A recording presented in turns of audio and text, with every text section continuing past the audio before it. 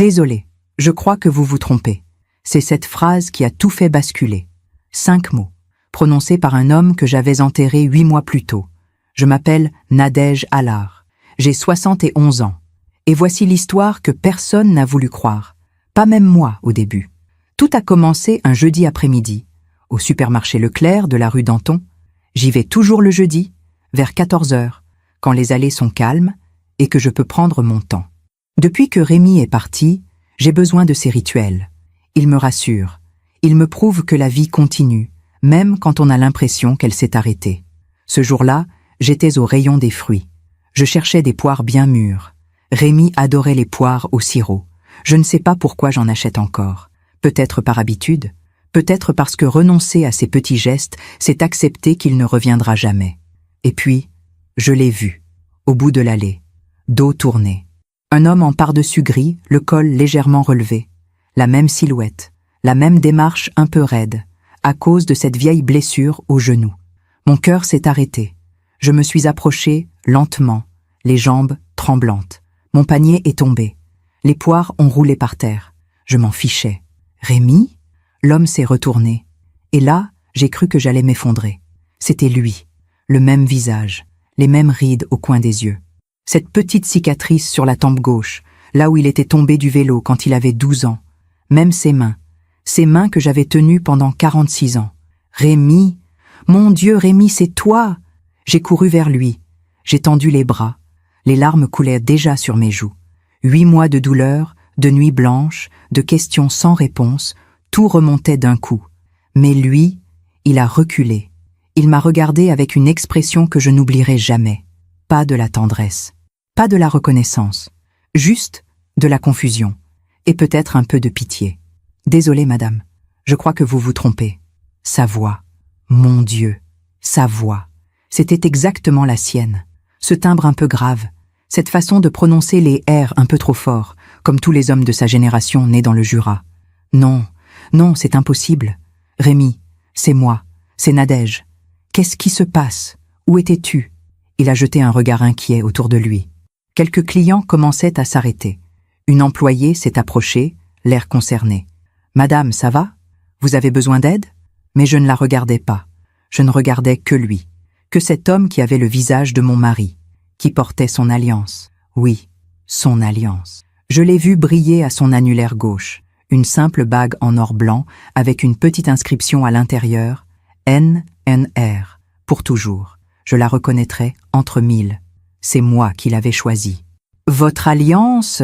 Comment l'avez-vous » L'homme a baissé les yeux vers sa main. Il a eu l'air gêné. « Écoutez, madame, je suis vraiment désolé pour votre confusion. Mais je ne sais pas qui est ce Rémi. Mon nom est Julien, Julien Marchand. Je vis à Neuilly depuis 30 ans. Je ne vous connais pas. Julien. Il s'appelait Julien. Mais c'était son visage, sa voix, son alliance. L'employé m'a pris doucement par le bras. « Madame Allard, venez, je vais vous chercher un verre d'eau. » Comment connaissait-elle mon nom? Ah oui, la carte de fidélité. Ils connaissent tous mon nom ici. Je me suis laissé guider vers un banc près de la sortie. Mais mes yeux ne quittaient de pas cet homme. Il remettait ses courses dans son panier. Il évitait mon regard. Il avait l'air troublé, pas en colère, juste troublé. Avant de partir, il s'est retourné une dernière fois. Nos regards se sont croisés. Et pendant une fraction de seconde, j'ai vu quelque chose passer dans ses yeux. Quelque chose que je n'arrive pas à nommer. De la reconnaissance? Du doute? Je ne sais pas. Puis il est sorti. Je suis restée assise là pendant 20 minutes. L'employée m'a apporté de l'eau. Elle m'a parlé. Je n'ai rien entendu. Dans ma tête, une seule question tournait en boucle. Comment un homme mort peut-il marcher dans un supermarché et porter son alliance? Ce soir-là, je n'ai pas dormi. J'ai sorti l'album photo. J'ai regardé toutes les photos de Rémi. Son sourire, ses yeux. Cette cicatrice à la tempe. Tout correspondait. Parfois, on fait confiance à ses yeux. Parfois, on fait confiance à son cœur. Mais quand les deux vous disent la même chose et que le monde vous dit que vous avez tort, qui croire? Et vous? Avez-vous déjà vu quelqu'un que vous pensiez avoir perdu pour toujours? Racontez-moi votre histoire dans les commentaires. J'aimerais vous lire. Les jours qui ont suivi, je suis devenue une autre personne. Ou plutôt, je suis devenue quelqu'un que je ne me connaissais pas. quelqu'un d'obsédé, quelqu'un qui ne dort plus, quelqu'un qui attend devant un supermarché comme une voleuse, cachée derrière sa voiture, les mains tremblantes sur le volant. C'est ce que je faisais, tous les jours, à la même heure, parce que j'avais besoin de le revoir, de comprendre, de savoir si j'avais vraiment perdu la raison ou si le monde, lui, était devenu fou. Ma fille Camille est venue me voir le dimanche suivant. Elle apporte toujours des croissants de la boulangerie Pradier, celle que Rémi aimait tant. Elle s'assoit dans la cuisine, verse le café et me regarde avec ses yeux inquiets qu'elle a depuis l'enterrement. « Maman, tu as une mine affreuse. Tu dors ? Je ne lui ai rien dit. Comment lui expliquer ? Comment dire à sa propre fille qu'on a vu son père au supermarché 8 mois après l'avoir enterré ? Elle appellerait un médecin, elle parlerait de chagrin pathologique, de deuil compliqué. Elle emploierait tous ces mots que les psys utilisent pour dire qu'on est devenu folle. Je dors, ma chérie. C'est juste que, tu sais, les nuits sont longues. Elle a posé sa main sur la mienne. Papa te manque. Je sais. Il me manque aussi. Mais il faut que tu continues à vivre, maman. Papa ne voudrait pas te voir comme ça. Papa, si elle savait que papa porte peut-être un autre nom, qu'il vit peut-être à Neuilly, qu'il a peut-être une autre vie, une vie dont nous ne savons rien. Non, c'est ridicule. Rémi est mort. J'étais là. J'ai tenu sa main quand il a rendu son dernier souffle. J'ai vu son corps dans le cercueil. J'ai jeté la première poignée de terre sur son cercueil. On ne revient pas de ça. Camille est partie vers 15 heures. J'ai attendu qu'elle disparaisse au bout de la rue. Puis, j'ai pris mon manteau, mes clés, et je suis retourné là-bas, au supermarché. Le parking était presque vide. Il était 16 heures passées. J'ai garé ma voiture à l'écart, près des conteneurs, là où personne ne fait attention. J'ai coupé le moteur, et j'ai attendu. 1 heure, 2 heures, les gens entraient, les gens sortaient, des familles, des couples, des personnes seules avec leur caddie et leur vie bien rangée. Et puis, à 17h23 exactement, je l'ai vu. Lui, il marchait d'un pas tranquille, les mains dans les poches de son pardessus, le même pardessus gris. Il portait une écharpe bordeaux que je ne connaissais pas. Mais tout le reste était Rémi. Mon cœur s'est emballé. Cette fois, je ne me suis pas précipitée. Je suis restée dans ma voiture. Je l'ai regardé entrer dans le supermarché. J'ai compté jusqu'à 100. Puis je suis sortie. J'ai marché lentement, discrètement. Je suis entrée. Je l'ai cherché du regard. Il était au rayon boucherie. Il parlait avec le boucher, Monsieur Fernand, celui qui nous servait toujours nos côtes d'agneau le samedi. Il riait. Une plaisanterie, sans doute. Monsieur Fernand a toujours eu le sens de l'humour. Je me suis cachée derrière le rayon des conserves. J'observais. Il a pris un paquet. De la viande hachée. Rémi détestait la viande hachée. Il disait qu'on ne savait jamais ce qu'il y avait dedans. « Si tu veux du bœuf, prends du bœuf entier », répétait-il toujours. Mais cet homme, Julien, il prenait de la viande hachée sans hésiter. Puis il est passé au rayon fromage. Il a choisi un camembert. Un vrai camembert de Normandie, au lait cru. Ça, c'était bien Rémi. Il était intransigeant sur les fromages. Je le suivais de loin, allée après allée, pâtes, légumes, vin. Il prenait son temps. Il lisait les étiquettes, il comparait les prix. À un moment, il s'est arrêté devant les poires, les mêmes poires que la semaine dernière. Il en a pris 3, les a soupesées, puis les a mises dans son panier. Quelque chose s'est brisé en moi. Rémi faisait exactement ça. Il soupesait toujours les poires. Il faut qu'elles aient du poids, Nadège. Sinon, elles sont sèches à l'intérieur. J'ai dû faire un bruit, ou bouger trop brusquement, parce qu'il s'est retourné. Nos regards se sont croisés. Cette fois, il ne m'a pas parlé. Il m'a juste regardé, longuement. Puis, il a détourné les yeux et il est parti vers les caisses.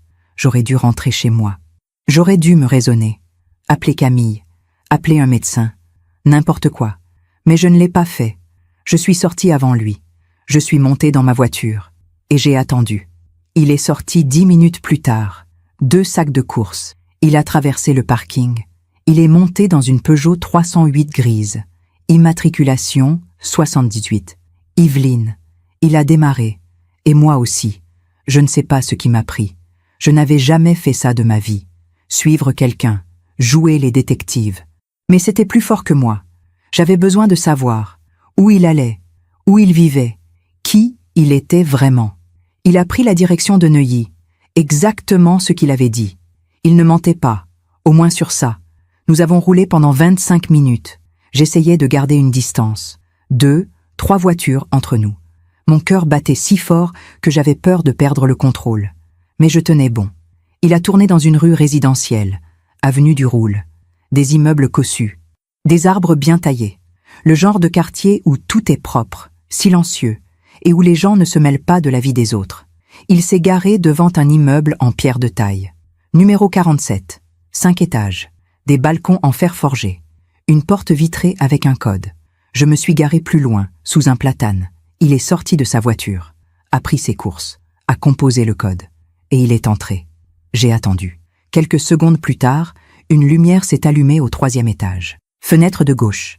Je suis resté là, immobile, les yeux fixés sur cette fenêtre. Qu'est-ce que je faisais? Qu'est-ce que j'espérais trouver? La lumière est restée allumée pendant 1 heure. Puis, elle s'est éteinte. Une autre s'est allumée, plus à droite. Peut-être la cuisine, ou le salon. Il vivait là. Cet homme qui avait le visage de Rémi, qui portait son alliance, qui choisissait ses poires exactement comme lui. Il vivait là, seul apparemment. Personne n'était entré ni sorti. Le ciel s'est assombri, les réverbères se sont allumés. J'ai fini par démarrer, rentrer chez moi. Mais toute la route, je n'ai pensé qu'à une chose. 47, avenue du Roule. 3e étage, fenêtre de gauche. Cette nuit-là, je n'ai pas dormi non plus. Je suis restée assise dans le salon, dans le noir, avec l'alliance de Rémi serrée dans ma main. Celle qu'on m'avait rendue à l'hôpital, celle que j'avais fait graver. N.N.R. pour toujours. Et je me suis demandé, s'il existe 2 alliances identiques, peut-il exister 2 hommes identiques? Rémi ne m'avait jamais parlé de frère, ni de sœur d'ailleurs. Il était fils unique. Ses parents étaient morts quand il avait 20 ans. Un accident de voiture. Il n'avait plus de famille. C'est ce qu'il m'avait toujours dit. Mais les gens mentent, parfois sans le vouloir, parfois parce qu'ils ne savent pas eux-mêmes. Parfois, les secrets de famille sont enterrés si profondément que même ceux qui les portent ne les connaissent pas. J'ai regardé l'alliance briller faiblement dans l'obscurité, et je me suis dit, demain, j'y retourne. Pendant que je raconte tout cela, je me demande d'où vous m'écoutez. Écrivez le nom de votre ville en commentaire. J'aimerais savoir qui partage ce moment avec moi. Il y a des décisions qu'on prend avec la tête. Et il y a celles qu'on prend avec cette partie de nous qui refuse d'abandonner, même quand tout le monde vous dit que c'est fini. Je suis retourné avenue du Roule le lendemain, et le surlendemain, et tous les jours de la semaine suivante. Je suis devenue une ombre, une vieille femme assise dans sa voiture, sous un platane, à observer la vie d'un inconnu qui avait le visage de son mari mort. Je notais tout, les heures, les habitudes, les détails. Il sortait tous les matins à 8h15, costume sombre, attaché case en cuir. Il prenait sa voiture et partait vers l'ouest. Je ne le suivais pas jusque-là. C'était trop risqué. Trop de circulation. Trop de chances qu'il me remarque. Il rentrait vers 18h, parfois 18h30. Le jeudi, il s'arrêtait au supermarché. Toujours le jeudi. Comme s'il avait, lui aussi, ses rituels. Le samedi, il ne sortait pas. Ou alors très tard dans l'après-midi, pour une promenade. Il marchait jusqu'au parc de Bagatelle, s'asseyait sur un banc, regardait les gens passer. Rémi faisait ça aussi. Il adorait observer les gens. Chaque personne est un roman, Nadège, disait-il. Il suffit de savoir lire entre les lignes. Le dimanche, une femme venait, la cinquantaine, élégante, cheveux courts. Elle restait 2 ou 3 heures, puis elle repartait. Sa sœur, une amie, une femme de ménage, je ne savais pas. J'avais un carnet maintenant. Un petit carnet bleu que j'avais trouvé dans le tiroir du bureau de Rémi. Il l'utilisait pour noter ses rendez-vous médicaux. Les dernières pages étaient vierges. J'y écrivais tout.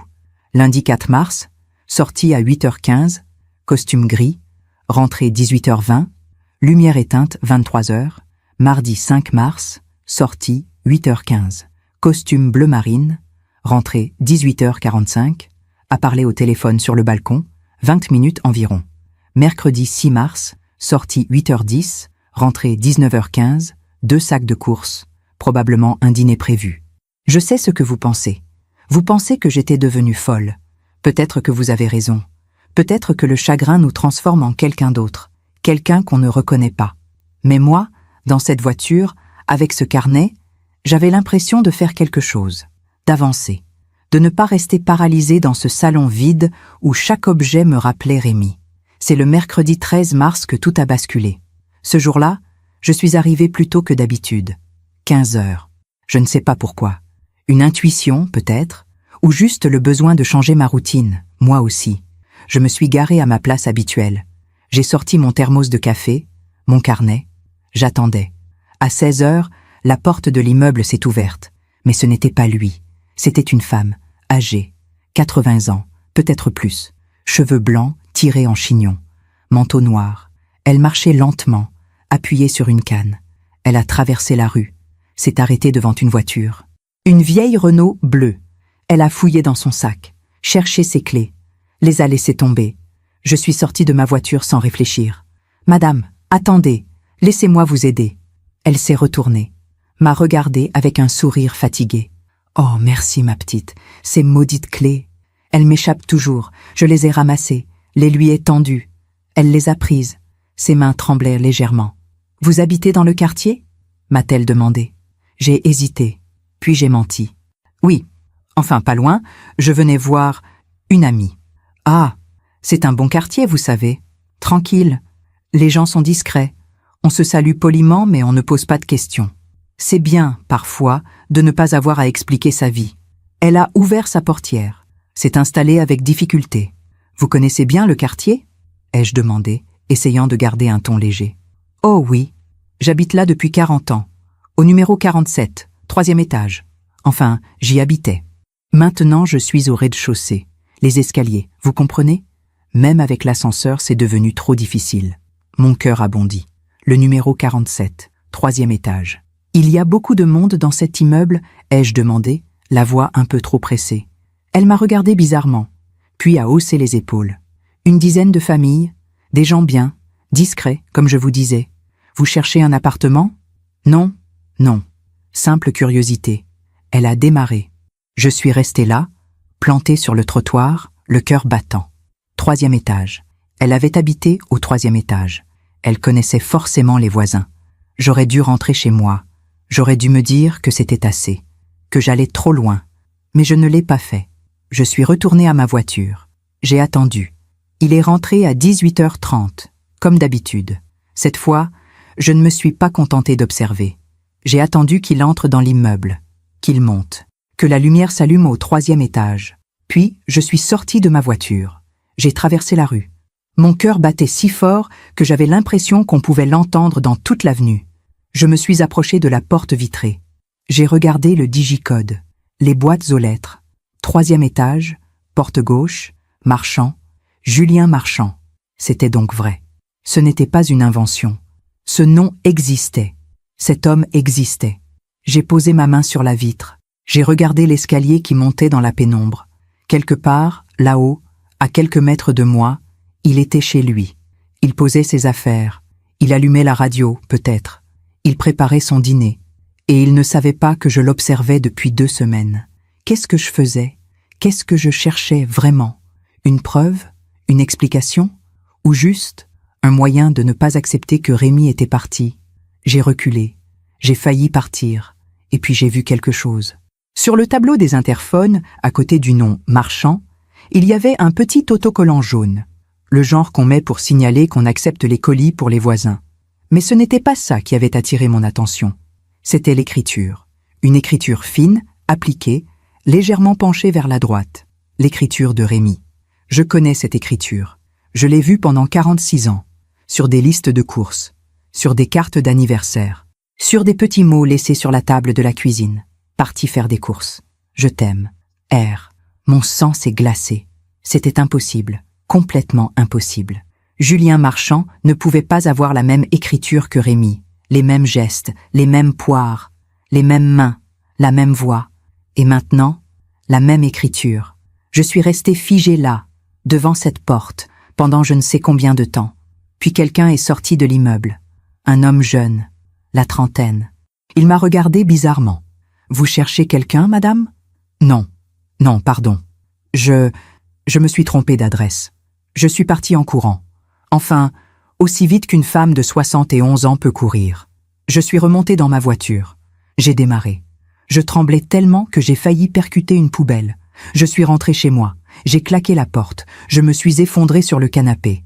Et là, dans le silence de mon salon, j'ai fait quelque chose que je n'avais pas fait depuis l'enterrement. J'ai pleuré, vraiment pleuré. Pas ces larmes silencieuses qu'on retient pour ne pas inquiéter sa fille. Pas ces sanglots étouffés qu'on cache derrière une tasse de thé. Non, des pleurs bruts, violents, ceux qui viennent du ventre, ceux qui font mal à la poitrine, ceux qui vous laissent vider, tremblante, incapable de penser à autre chose qu'à la douleur. Parce que je venais de comprendre quelque chose. Soit j'étais en train de devenir folle, soit il y avait un secret dans la vie de Rémi. Un secret si profond, si impossible, que même mort, il continuait à me hanter.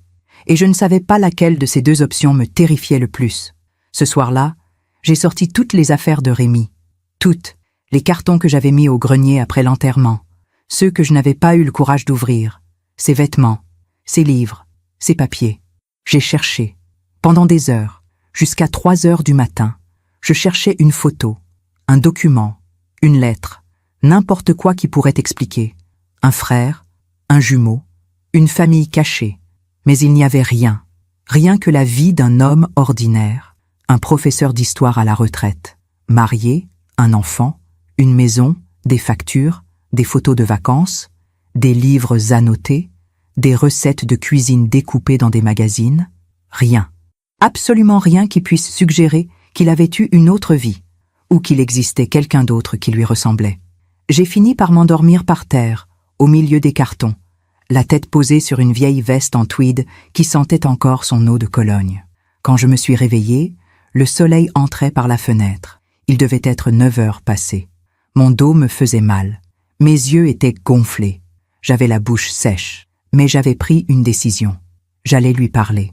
À cet homme, à Julien Marchand, en face, comme une adulte. J'allais sonner à sa porte. Je lui dirais la vérité. Je lui montrerais des photos de Rémi. Je lui demanderais s'il avait été adopté. Si ses parents lui avaient parlé de ses origines. Si, quelque part dans sa vie, il y avait eu un trou. Un silence. Un secret. Peut-être qu'il me prendrait pour une folle. Peut-être qu'il appellerait la police. Mais au moins, j'aurais essayé. Au moins, j'aurais posé la question. Parce que vivre avec un doute, c'est pire que vivre avec une vérité douloureuse. Et moi, je ne pouvais plus vivre avec ce doute. Je me demande encore si j'ai eu raison de faire ça. Et vous? Auriez-vous osé sonner à cette porte? Dites-moi ce que vous auriez fait à ma place. Le courage, ce n'est pas l'absence de peur. C'est faire ce qu'il faut faire malgré la peur qui vous paralyse. J'ai mis 3 jours à trouver ce courage. 3 jours pendant lesquels je me suis réveillée avec cette même résolution. Aujourd'hui, j'y vais. Et je me suis couchée avec cette même honte. Demain, peut-être. Le lundi, je me suis habillée. J'ai pris les photos de Rémi. J'ai pris ma voiture. Je suis allée jusqu'à l'avenue du Roule. Je me suis garée. J'ai regardé l'immeuble pendant 2 heures. Et je suis rentrée chez moi. Le mardi, j'ai fait exactement la même chose. Le mercredi, Camille m'a appelée. « Maman, tu vas bien? Tu as une drôle de voix. »« Ça va, ma chérie. Juste un peu fatiguée. Tu sors? Tu vois du monde? Tu ne restes pas enfermée toute la journée, au moins? »« Non, non. Je sors. Je fais mes courses. Je vais au parc. Mensonge, mensonge, mensonge. Je ne faisais que ça. Mentir, même à ma propre fille. Maman, si tu as besoin de parler, tu sais que je suis là, hein? Je sais, mon cœur. Je sais. » Après avoir raccroché, je me suis regardée dans le miroir de l'entrée. Qui étais-je devenue? Une femme qui suivait des inconnus, qui notait leurs moindres faits et gestes, qui mentait à sa fille, qui pleurait toutes les nuits en serrant une alliance froide dans sa main. J'ai pensé à Rémi, à ce qu'il aurait dit s'il m'avait vue comme ça. « Nadège, ma belle, qu'est-ce que tu fais? Ce n'est pas toi, ça. » Non, ce n'était pas moi. Ou plutôt si, c'était moi. Une version de moi que je ne connaissais pas. Celle qui refuse d'abandonner. Celle qui a besoin de comprendre. Celle qui ne peut pas tourner la page tant qu'il reste une ligne à lire. Le jeudi 21 mars, j'y suis retournée. Cette fois, ce n'était pas pour observer. C'était pour agir. J'ai attendu qu'il parte le matin. 8h15, comme toujours. Costume, attaché case, voiture grise. Puis, j'ai attendu encore 1 heure, pour être sûre qu'il ne reviendrait pas, qu'il n'avait rien oublié. À 9h30, je suis sortie de ma voiture. J'ai traversé la rue. Mon cœur battait si fort que je sentais mon pouls dans mes tempes.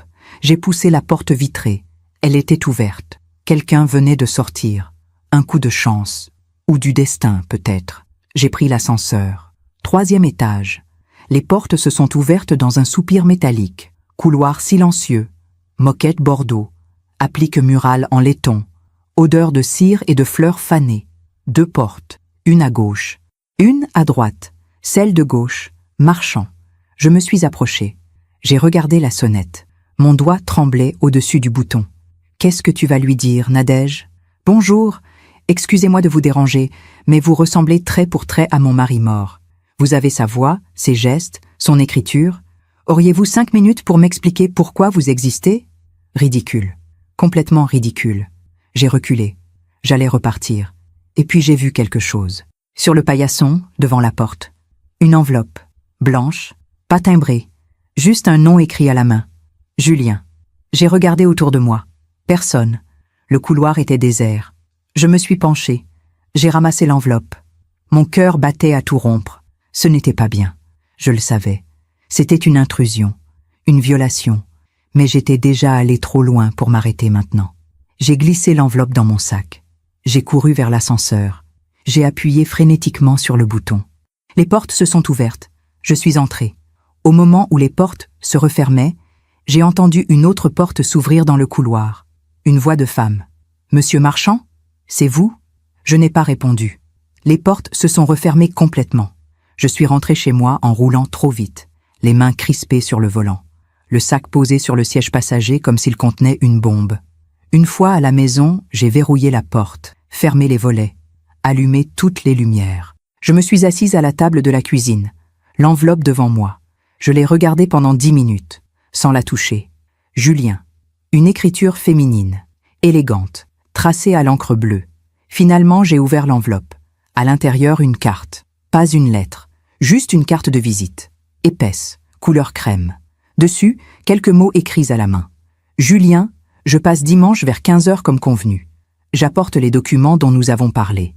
À dimanche. Marguerite. La femme qui venait le dimanche. Celle que j'avais vue entrer et sortir. Quel document? Pourquoi le dimanche? J'ai retourné la carte. Au dos, il y avait une adresse imprimée. Cabinet Bergeron and Associés Notaire 12, rue de la Pompe. 705 016. Paris, un notaire. Pourquoi un notaire rendait-elle visite à Julien Marchand le dimanche avec des documents? Un héritage? Une vente? Un testament? J'ai posé la carte sur la table. Je l'ai fixée comme si elle allait me donner les réponses. Puis j'ai fait quelque chose que je n'aurais jamais pensé faire. J'ai pris mon téléphone, j'ai cherché le numéro du cabinet. J'ai appelé, 3 sonneries, puis une voix professionnelle. Cabinet Bergeron, bonjour. J'ai pris une grande inspiration. Bonjour, je souhaiterais parler à Madame Marguerite, s'il vous plaît. Marguerite Bergeron? Oui. C'est à quel sujet, madame? C'est personnel. C'est au sujet de Monsieur Julien Marchand. Un silence. Puis, Madame Bergeron est en rendez-vous toute la matinée. Souhaitez-vous laisser un message?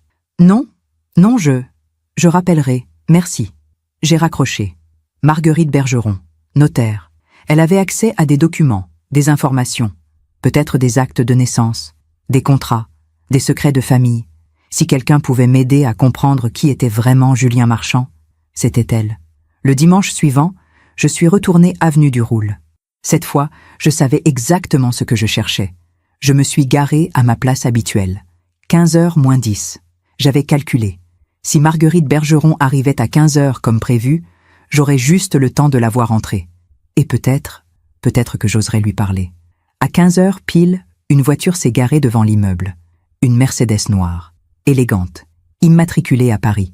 Une femme en est sortie, la cinquantaine, tailleur gris anthracite, cheveux courts impeccablement coiffés, une mallette en cuir à la main. Marguerite Bergeron. Elle a composé le code. Elle est entrée. J'ai attendu 5 minutes, puis je suis sorti de ma voiture. Cette fois, je ne tremblais plus. J'étais calme, déterminé. J'ai traversé la rue. J'ai poussé la porte vitrée. Quelqu'un sortait justement. Un homme âgé avec un petit chien.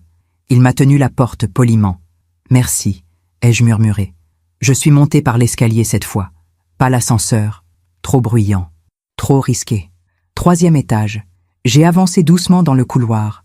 La porte de gauche était fermée, mais j'entendais des voix à l'intérieur, étouffées. une voix d'homme, une voix de femme. Je me suis approché, j'ai collé mon oreille contre la porte. Comprends votre réticence, Julien. Mais c'est important. Vous avez le droit de savoir. Je ne suis pas sûre de vouloir savoir, Marguerite. J'ai vécu 68 ans sans ces informations. Pourquoi maintenant? Parce qu'elle est partie. Parce qu'elle vous a laissé une lettre. Et parce que, eh bien, vous verrez par vous-même. Un silence. Puis, très bien. Montrez-moi. Un froissement de papier. Puis, plus rien. Juste un silence lourd. Pesant. J'ai attendu. Le cœur battant. Les jambes flageolantes. Et puis j'ai entendu quelque chose que je n'oublierai jamais. Un sanglot d'homme, rauque, étouffé. Mon Dieu, c'est donc vrai. Je suis désolée, Julien. Je sais que c'est un choc. Un frère. J'avais un frère. Le monde s'est arrêté. J'ai cru que j'allais m'effondrer là, dans ce couloir. Un frère. Rémi avait un frère jumeau. Un frère qu'il n'avait jamais connu. Je ne sais pas combien de temps je suis restée là, collée à cette porte, les larmes coulant silencieusement sur mes joues. Tout prenait sens. La ressemblance, l'alliance, l'écriture, les gestes, tout. Ils étaient jumeaux, séparés à la naissance. Rémi n'avait jamais su, et Julien non plus, apparemment. Jusqu'à maintenant, jusqu'à cette lettre, cette révélation. J'aurais dû partir, j'aurais dû les laisser, mais j'étais paralysée, incapable de bouger. Et puis la porte s'est ouverte, brutalement. Marguerite Bergeron était là. Elle me regardait, les yeux écarquillés. Qui êtes-vous? Qu'est-ce que vous faites là? Derrière elle, Julien Marchand est apparu, le visage ravagé, les yeux rouges. Nos regards se sont croisés, et cette fois, il m'a reconnue. Vous êtes la femme du supermarché. J'ai ouvert la bouche. Aucun son n'est sorti. Marguerite s'est tournée vers lui. Vous la connaissez? Non? Enfin, elle m'a abordé il y a quelques semaines. Elle m'a pris pour quelqu'un d'autre. Elle m'a appelé Rémi. Le silence qui a suivi était assourdissant. Marguerite m'a regardé, puis lui, puis moi encore. Rémi? Vous avez dit Rémi? Oui. Pourquoi? Elle est devenue blanche. Mon Dieu, c'est impossible. Elle est rentrée précipitamment dans l'appartement, et revenue quelques secondes plus tard avec un papier à la main. Une photocopie, un acte de naissance peut-être. Elle l'a regardé, puis m'a regardé. Comment vous appelez-vous, madame? Nadège Allard. Et ce Rémi, il était votre mari? Il est mon mari. Enfin, il était. Il est mort il y a 8 mois. Marguerite a fermé les yeux, a pris une grande inspiration. Puis elle a dit quelque chose qui a changé ma vie.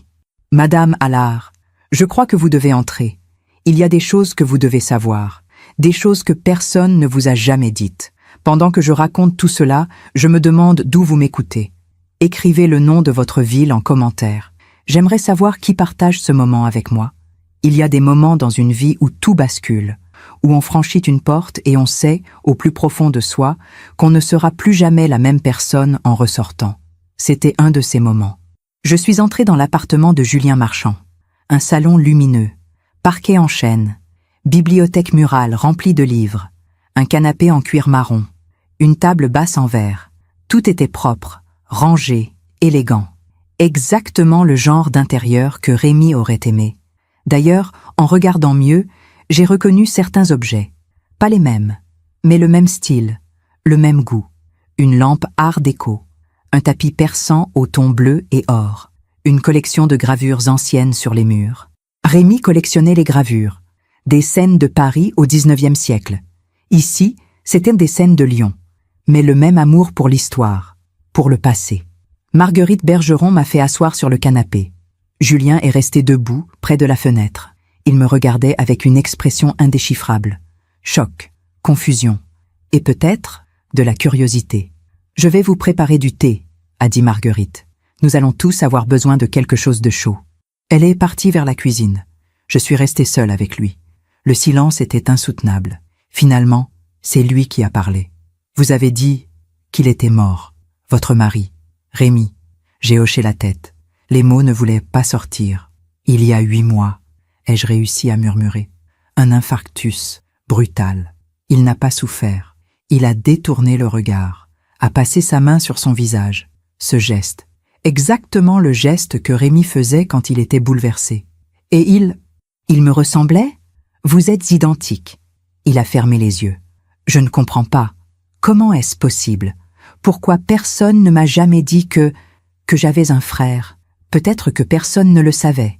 Marguerite est revenue avec un plateau, 3 tasses, une théière fumante. Elle a posé le tout sur la table basse. S'est assise dans un fauteuil. « Asseyez-vous, Julien, s'il vous plaît. » Il a obéi. S'est assis à l'autre bout du canapé, loin de moi. Comme s'il avait peur que je sois contagieuse. Marguerite a servi le thé. Puis elle a pris une enveloppe Kraft posée sur la table.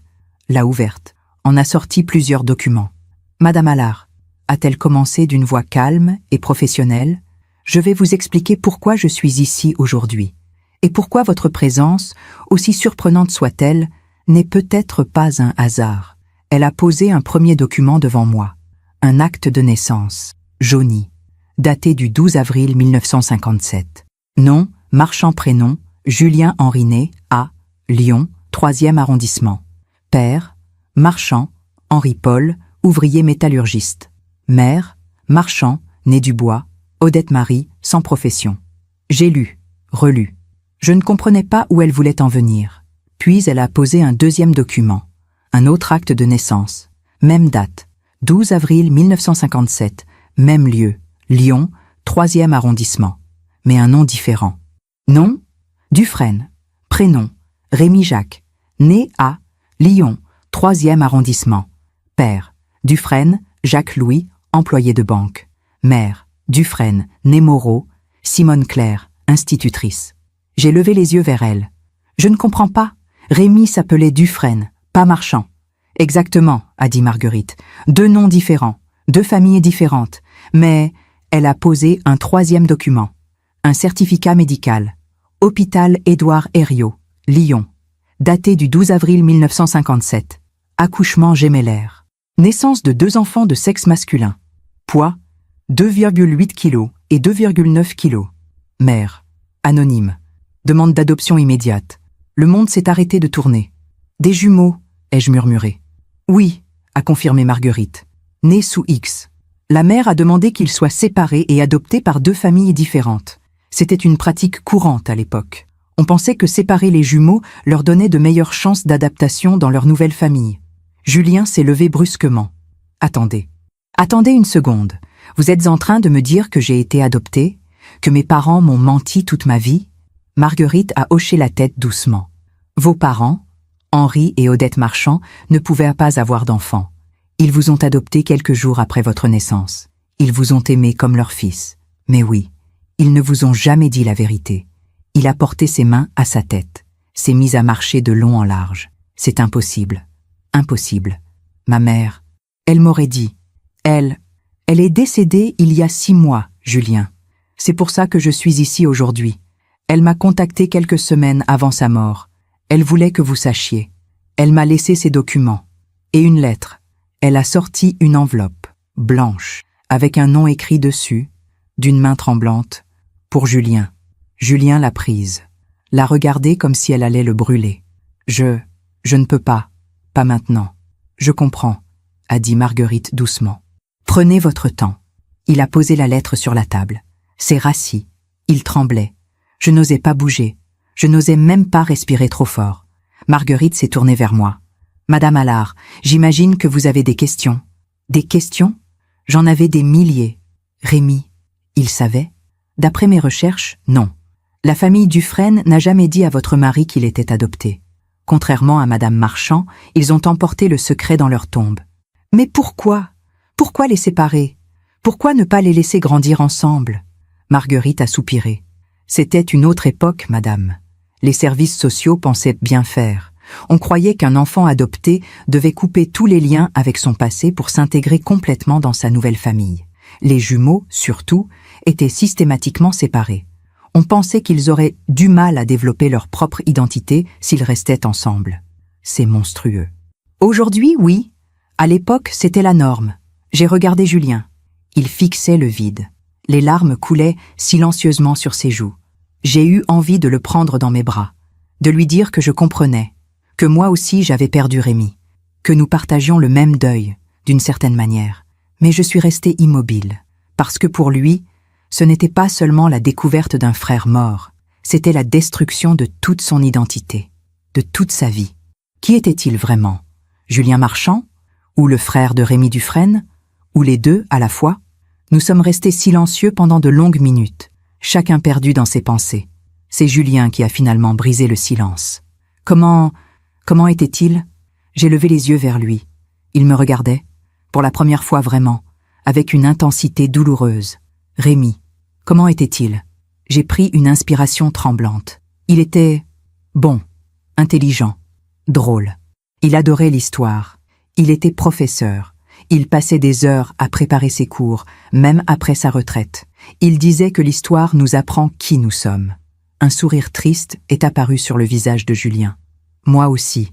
Enfin, j'étais architecte. Mais j'ai toujours été passionné par l'histoire, surtout l'architecture ancienne. Les bâtiments nous racontent qui nous étions. Nous nous sommes regardés. Et j'ai vu dans ses yeux quelque chose que je n'avais pas vu depuis 8 mois. Rémi. Pas son visage, pas sa voix, mais son âme, sa sensibilité, sa façon de voir le monde. Il aimait les poires, ai-je ajouté doucement. Il disait qu'elles devaient avoir du poids, sinon elles étaient sèches à l'intérieur. Julien a éclaté d'un rire étranglé. Mon Dieu, moi aussi, exactement ça. Mes amis se moquent de moi. Ils disent que je suis trop difficile avec les fruits. Marguerite nous regardait. Elle avait un sourire triste. Les jumeaux séparés développent souvent des goûts et des comportements similaires, même sans s'être jamais rencontrés. C'est troublant et magnifique à la fois. Ils portaient une alliance, ai-je dit, exactement comme la vôtre, or blanc, avec une inscription. Julien a regardé sa main, a enlevé son alliance lentement. Pour toujours, a-t-il murmuré en lisant l'intérieur. J'ai sorti la mienne, celle de Rémi, que je gardais toujours dans ma poche. N and R, pour toujours, ai-je lu. Nous avons posé les deux alliances côte à côte sur la table basse. Identiques, absolument identiques. Marguerite a pris la parole. Madame Allard, j'ai une question. Pardonnez-moi si elle vous semble indiscrète. Mais, votre mari, il avait des habitudes particulières? Des goûts spécifiques? Des manies? J'ai réfléchi. Il aimait marcher. Il disait que ça l'aidait à penser. Il allait au parc de la Tête d'Or tous les dimanches. Il s'asseyait sur le même banc, près du lac. Julien est devenu blanc. Le parc de Bagatelle, a-t-il murmuré. J'y vais tous les samedis. Je m'assois toujours sur le même banc, près de l'étang. Il lisait le soir, toujours avant de dormir. Jamais plus de 30 minutes. Il disait que ça calmait son esprit. Moi aussi. Il préparait son café avec un rituel précis. Eau bouillante, 2 cuillères, 3 minutes exactement. Mon Dieu, moi aussi. Marguerite a hoché la tête.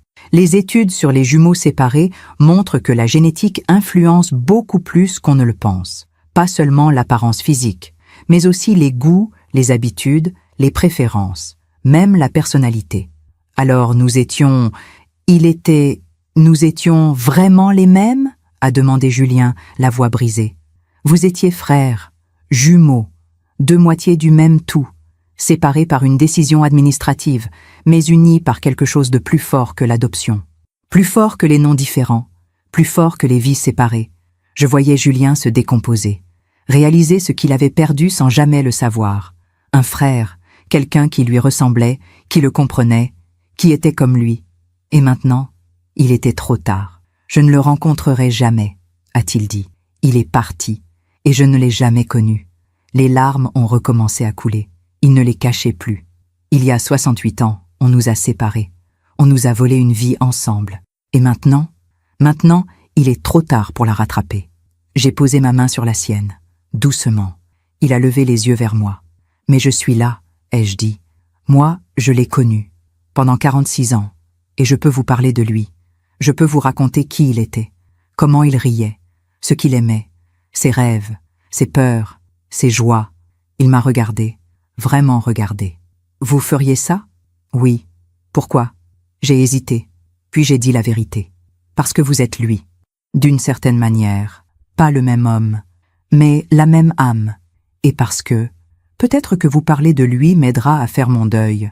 Marguerite s'est levée discrètement. Je vais vous laisser tous les deux. Je crois que vous avez beaucoup à vous dire. Elle a posé sa carte de visite sur la table. Si vous avez besoin de quoi que ce soit, informations, documents, aide administrative, n'hésitez pas à m'appeler. Elle est partie. La porte s'est refermée doucement derrière elle. Et nous sommes restés là, Julien et moi. Deux inconnus liés par un mort. Deux personnes brisées par la même perte. Deux moitiés d'un même deuil. Je me demande encore comment j'ai trouvé la force de rester. Et vous? Auriez-vous pu parler à quelqu'un qui a le visage de celui que vous avez perdu? Dites-moi ce que vous en pensez dans les commentaires. Les semaines qui ont suivi cette rencontre ont été les plus étranges de ma vie. Je voyais Julien presque tous les jours. Au début, c'était juste pour lui parler de Rémi, pour répondre à ses questions, pour combler ce vide de 68 ans en quelques heures de conversation. Nous nous retrouvions dans des cafés, au parc, parfois chez lui, jamais chez moi. Je n'étais pas prête à le faire entrer dans la maison que j'avais partagée avec Rémi. Pas encore. Il voulait tout savoir. Comment vous vous êtes rencontrés? Nous étions assis à une terrasse près du jardin du Luxembourg. Le printemps arrivait. Les arbres bourgeonnaient. Les gens souriaient. Le monde continuait de tourner, indifférent à nos douleurs. À la bibliothèque universitaire, ai-je répondu. En 1978. J'étais étudiante en lettres, lui en histoire. Il cherchait un livre sur la Révolution française. Je lui ai tendu Les Misérables par erreur. Il a ri. Il m'a dit « C'est de la littérature, mademoiselle, pas de l'histoire ». Et moi, je lui ai répondu « L'histoire sans littérature, c'est juste une liste de dates ». Il m'a regardé. Et il a souri. Ce sourire, je ne l'ai jamais oublié. Julien écoutait, intensément, comme si chaque mot était précieux. Il vous a invité à sortir? Oui, le jour même. On a bu un chocolat chaud dans un café près de la fac. On a parlé pendant 4 heures, de livres, d'histoire, de nos familles, de nos rêves. Quand on s'est séparés, je savais déjà que c'était lui. Comment vous le saviez? J'ai souri tristement. Parce qu'avec lui, je n'avais pas besoin de jouer un rôle. J'étais juste moi, et ça lui suffisait. Julien a regardé son café. Il ne l'avait pas touché. J'aimerais avoir connu ça, a-t-il murmuré. Vous n'avez jamais été marié? Si. Pendant 15 ans, Catherine, une femme intelligente, brillante, avocate. Nous nous sommes séparés il y a 10 ans. Pas de drame, juste un éloignement progressif. On s'est rendu compte qu'on s'aimait bien, mais qu'on ne s'aimait pas vraiment. Vous comprenez la nuance? Oui, pas d'enfant. Elle n'en voulait pas. Moi non plus, je crois. Ou peut-être que je ne savais pas ce que je voulais. J'ai toujours eu l'impression qu'il me manquait quelque chose que je ne pouvais pas nommer. Et maintenant, je sais ce que c'était. Quoi?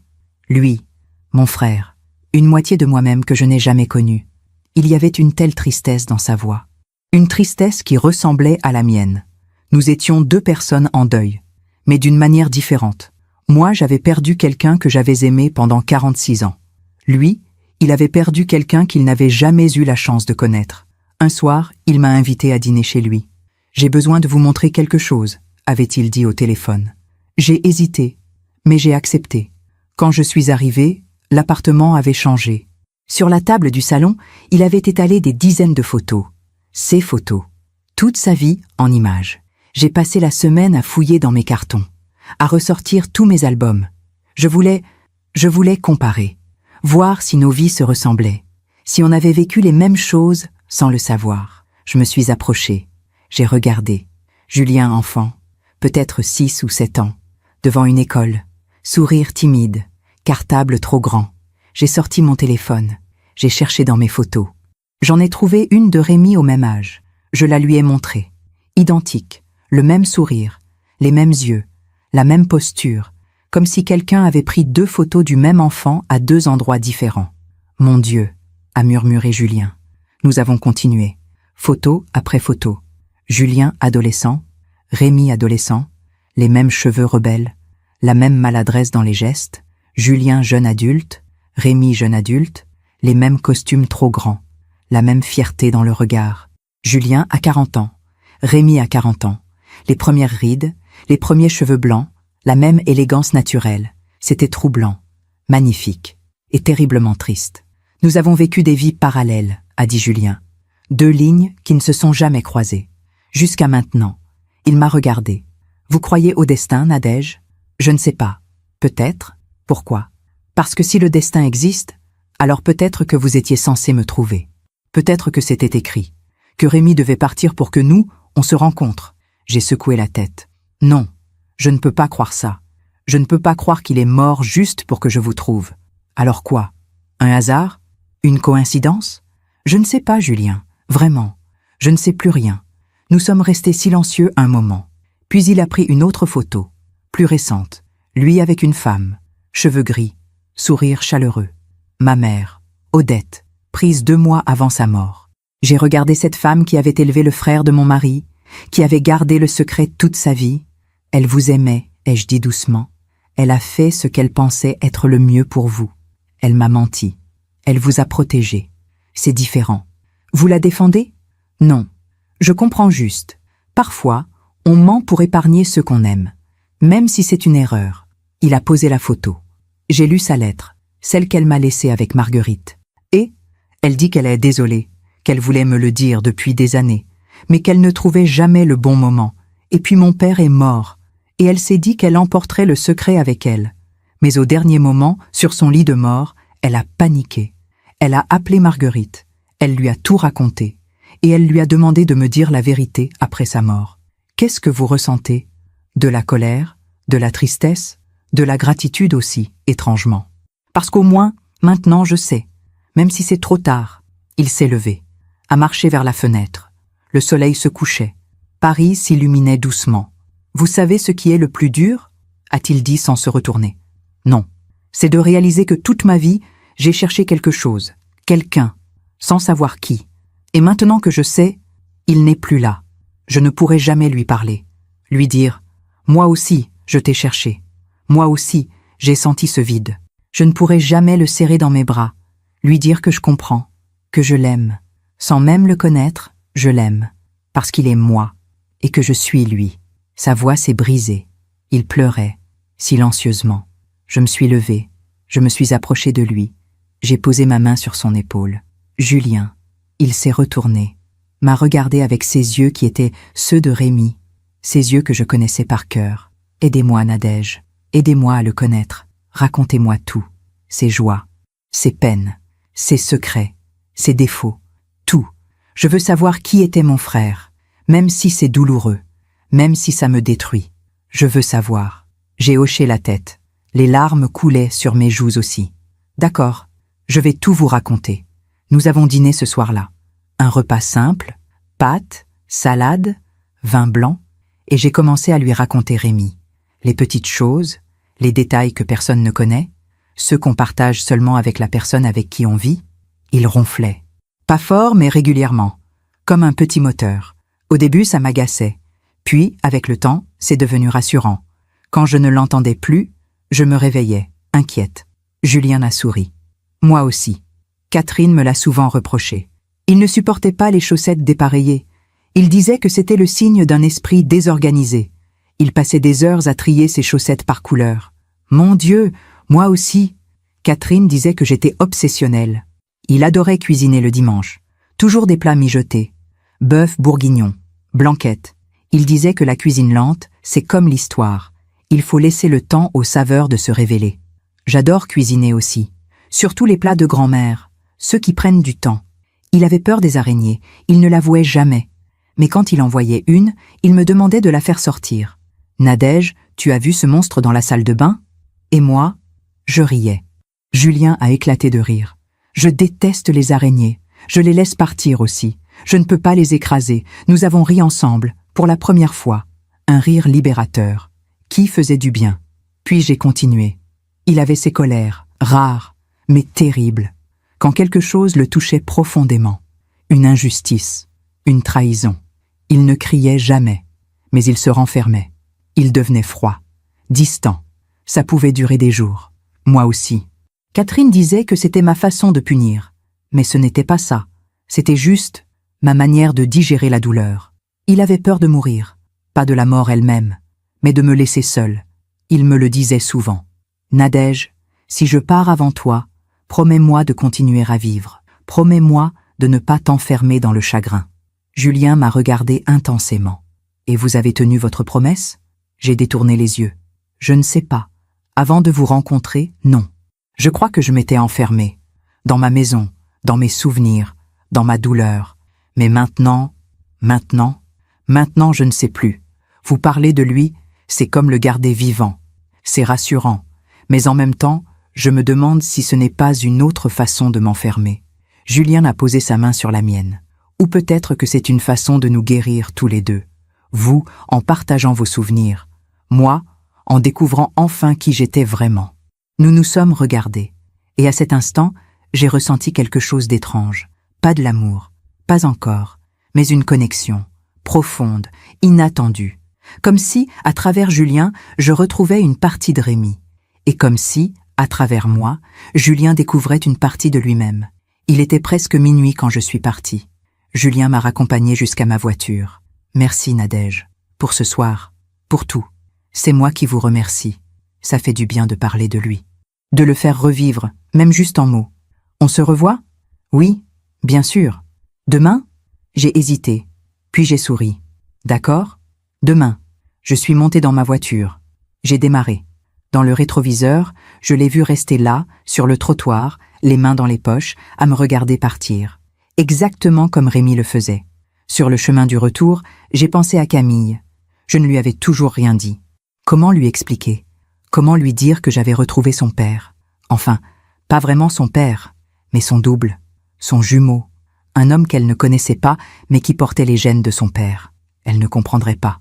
Elle penserait que je devenais folle, qu'il fallait m'interner. Ou pire, elle penserait que je trahissais la mémoire de Rémi. Mais est-ce que c'était vraiment une trahison? Parler à Julien? Passer du temps avec lui?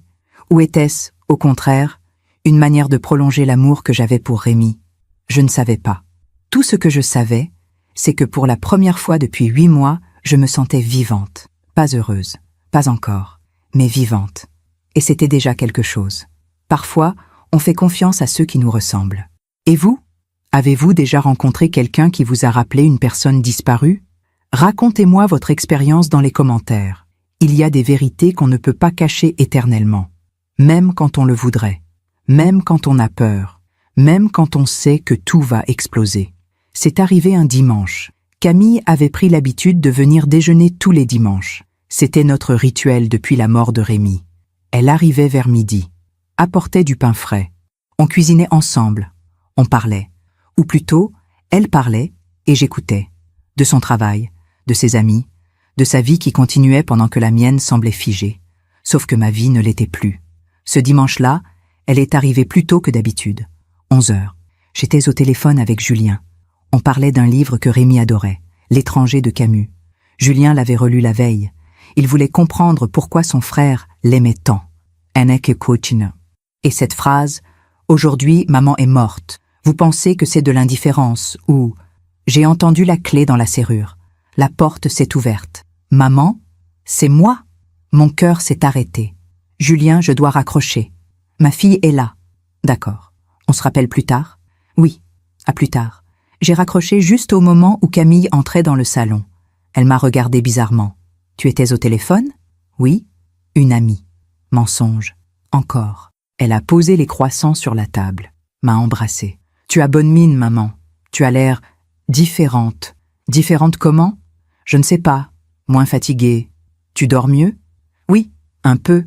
Elle m'a scruté, avec ce regard de mère inquiète qu'elle avait adopté depuis la mort de son père. Comme si nos rôles s'étaient inversés. Comme si c'était elle, maintenant, qui devait prendre soin de moi. Tu es sûre que tout va bien? Oui, ma chérie, tout va bien. Elle n'a pas insisté. On a préparé le déjeuner. Salade niçoise, poulet rôti, tarte aux pommes que j'avais achetée chez le pâtissier. Je n'avais plus le courage de cuisiner ces derniers temps. On a mangé. Elle a parlé. De son nouveau collègue insupportable. De son projet de vacances en Bretagne. De tout et de rien. Et moi, je pensais à Julien. À ce que j'allais lui dire. Ou ne pas lui dire. Est-ce que je devais lui parler de son oncle? De cet homme qui était le double de son père? De ce secret de famille enterré depuis 68 ans? Mais comment? Par où commencer? Ma chérie, tu te souviens du supermarché? Quand j'ai cru devenir folle? Eh bien, j'avais raison. Ton père avait un frère jumeau. Et je le vois tous les jours maintenant. On parle pendant des heures. Il a son visage, sa voix, ses gestes. C'est troublant. C'est magnifique. Et je ne sais plus ce que je ressens. Non, elle ne comprendrait pas. Personne ne comprendrait. Après le déjeuner, on s'est installé dans le salon. Café. Silence confortable. Puis Camille a dit quelque chose qui m'a glacé le sang. « Maman, il faut que je te parle. » Son ton était sérieux, inquiet. « Qu'est-ce qu'il y a ? Je suis inquiète pour toi. Tu as changé ces dernières semaines. Tu es ailleurs. Tu souris parfois, mais c'est un sourire étrange, comme si tu pensais à quelque chose que tu ne veux pas me dire. Ce n'est rien, ma chérie. Je vais mieux, c'est tout. Justement, tu vas trop bien, trop vite. Ça me fait peur. Tu préférerais que je reste enfermée dans mon chagrin ? Non, bien sûr que non. Mais, maman, papa est mort il y a 8 mois. 8 mois. Et je te vois sourire en regardant ton téléphone. Je t'entends parler avec quelqu'un. Tu sors presque tous les jours. Tu t'habilles différemment. J'ai baissé les yeux. Elle avait raison. J'avais changé. Est-ce qu'il y a quelqu'un ? A-t-elle demandé doucement. Le silence qui a suivi était assourdissant. Quoi ? Un homme, maman. Est-ce qu'il y a un homme dans ta vie ? Non, non, bien sûr que non. Comment peux-tu penser ça ? Elle m'a regardé, avec ce regard qui me connaît par cœur. Qui sait quand je mens ? Alors qui c'était au téléphone ce matin ? Une amie, je te l'ai dit. Quelle amie ? Tu n'as jamais parlé d'amis avec qui tu parlais tous les jours. Camille, s'il te plaît, ne commence pas. Ne commence pas quoi ? À me soucier de toi ? À vouloir comprendre ce qui se passe ? Elle s'est levée, a marché vers la fenêtre. Exactement le geste que Rémi faisait quand il était contrarié. Tu sais ce que je pense, maman ? Je pense que tu te caches. Je pense que tu me mens. Et je ne comprends pas pourquoi. Les larmes me sont montées aux yeux. Je ne te mens pas. Alors dis-moi la vérité. J'ai ouvert la bouche, puis je l'ai refermée. Qu'est-ce que je pouvais dire ? Quelle vérité ? Elle s'est retournée, m'a regardée. Maman, si tu as rencontré quelqu'un, si tu as besoin de tourner la page, je comprendrai. Vraiment. Papa ne voudrait pas que tu restes seule. Il te l'a dit 100 fois. Camille, si je pars le premier, prends soin de ta mère. Et surtout, ne la laisse pas s'enfermer. Je m'en souviens. C'était 3 jours avant sa mort. Comme s'il savait. J'ai éclaté en sanglots. Ce n'est pas ça. Ce n'est pas ce que tu crois. Elle s'est approchée, s'est agenouillée devant moi, a pris mes mains dans les siennes. Alors dis-moi, s'il te plaît. J'ai respiré profondément et j'ai décidé de lui dire la vérité. Ton père avait un frère. Le silence. Elle me regardait comme si je venais de parler chinois. Quoi ? Un frère jumeau. Ils ont été séparés à la naissance, adoptés par 2 familles différentes. Ni l'un ni l'autre ne le savaient. Et, maman, qu'est-ce que tu racontes ? Je sais que ça semble fou, mais c'est la vérité. Ton père avait un frère. Je l'ai rencontré, il y a quelques semaines, au supermarché. Je croyais que c'était ton père. Je suis devenue folle. Et puis, j'ai découvert la vérité. Elle s'est levée, a reculé. Tu es sérieuse ? Oui. Papa avait un frère jumeau ? Oui. Et tu l'as rencontré ? Oui. Comment est-ce possible ? Je ne sais pas. Le destin. Le hasard. Appelle ça comme tu veux. Elle s'est rassise, lentement, comme si ses jambes ne la portèrent plus. Il lui ressemble ? C'est son double. Exactement le même visage, la même voix, les mêmes gestes. Tout. Mon Dieu. Elle a posé sa tête dans ses mains, a respiré profondément. Et c'est lui que tu vois tous les jours ? Oui. Pourquoi tu ne m'as rien dit ? Parce que j'avais peur. Peur que tu ne me crois pas. Peur que tu penses que je devenais folle. Peur de ta réaction. Tu pensais que j'allais réagir comment, maman ? Te juger ? Te rejeter ? Je ne savais pas. Elle m'a regardée. Longuement. Comment il s'appelle ? Julien. Julien Marchand. Et il sait ? Pour papa ? Oui. Il vient de l'apprendre. Sa mère adoptive lui a laissé une lettre avant de mourir. C'est comme ça qu'il a découvert la vérité. Il a une famille ? Non. Divorcé. Pas d'enfant. Il vit seul à Neuilly. Qu'est-ce qu'il fait ? Il était architecte, à la retraite maintenant. Elle a hoché la tête, absorbant les informations une par une. Et vous faites quoi ensemble ? On parle. Je lui raconte ton père. Il me raconte sa vie. On essaie de comprendre. Comment c'est possible ? Comment 2 hommes identiques ont pu vivre des vies séparées, sans jamais se croiser ? Et c'est tout ? Vous parlez ? Oui. Elle m'a regardé intensément. Maman, sois honnête avec moi. Qu'est-ce que tu ressens pour lui ? J'ai hésité. Je ne sais pas. C'est compliqué. Quand je le regarde, je vois ton père. Mais ce n'est pas lui. C'est quelqu'un d'autre. Quelqu'un qui me permet de garder ton père vivant, d'une certaine manière. Et en même temps, Je sens que c'est dangereux, que je m'attache, que je confonds mon deuil avec autre chose. Tu es en train de tomber amoureuse de lui? La question m'a frappée comme une gifle. Non, non, Maman, sois honnête. J'ai fermé les yeux. Je ne sais pas. Vraiment. Peut-être. Ou peut-être que c'est juste le besoin de ne pas être seule, le besoin de retrouver quelque chose que j'ai perdu. Camille s'est levée, a marché dans le salon. Elle était bouleversée. Je le voyais. Je veux le rencontrer. Quoi? Je veux rencontrer cet homme, cet oncle que je n'ai jamais connu. Je veux voir s'il ressemble vraiment à papa. Je veux comprendre. Camille, je ne sais pas si c'est une bonne idée. Maman, c'est le frère de mon père. C'est ma famille. J'ai le droit de le connaître. Elle avait raison. Bien sûr qu'elle avait raison. D'accord, je vais lui en parler. Quand? Bientôt. Non, maintenant.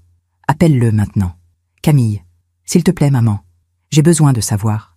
J'ai besoin de voir de mes propres yeux. J'ai pris mon téléphone, les mains tremblantes. J'ai appelé Julien. 3 sonneries. Puis sa voix. Nadège? Tout va bien? Oui. Enfin, non. Enfin, ma fille est là. Je lui ai tout raconté. Elle veut te rencontrer. Un silence. Maintenant? Elle insiste. Je sais que c'est précipité. Mais, d'accord. Où? Tu peux venir ici? Chez moi? Un nouveau silence. Plus long. Tu es sûr? Oui. J'arrive dans 1 heure. Cette heure a été la plus longue de ma vie. Camille ne parlait plus. Elle était assise sur le canapé, figée, les yeux dans le vide. Moi, je tournais en rond. Je rangeais. Je déplaçais des objets. Je préparais du thé. Je ne savais plus quoi faire de mes mains. Faire entrer Julien dans cette maison. Dans notre maison. Celle que j'avais partagée avec Rémi pendant 40 ans. C'était franchir une ligne. Une ligne invisible mais réelle. À 17h30, la sonnette a retenti. Mon cœur a bondi. Camille s'est levée, m'a regardée. C'est lui? Oui? Vas-y, ouvre. Je suis allée à la porte. J'ai ouvert. Julien était là. Costume sobre. Cravate. Il tenait un bouquet de fleurs. Des pivoines. Les fleurs préférées de Rémi.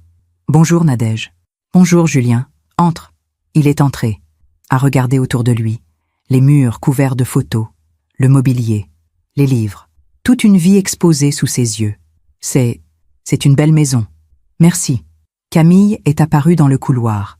Ils se sont regardés. Et j'ai vu ma fille se décomposer. Elle a porté sa main à sa bouche. Ses yeux se sont remplis de larmes. Papa, a-t-elle murmuré. Julien a fait un pas en avant. Bonjour Camille. Je sais que c'est difficile. Mais elle ne l'a pas laissé finir. Elle s'est jetée dans ses bras. Elle a éclaté en sanglots.